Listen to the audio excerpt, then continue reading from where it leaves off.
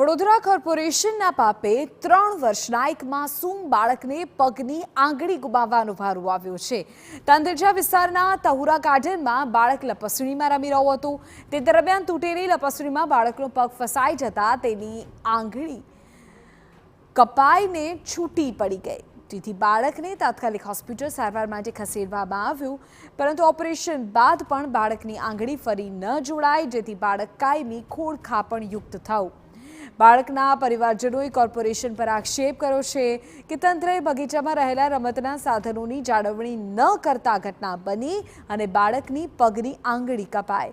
આ ઘટના બાદ તંત્રની આંખ ઉઘડી અને બગીચામાંથી તૂટેલી લપસણીઓ હટાવી લેવાય, પરંતુ સવાલ એ છે કે તંત્રની બેદરકારીથી બાળક ખોડખાપણયુક્ત થયું તેનું શું?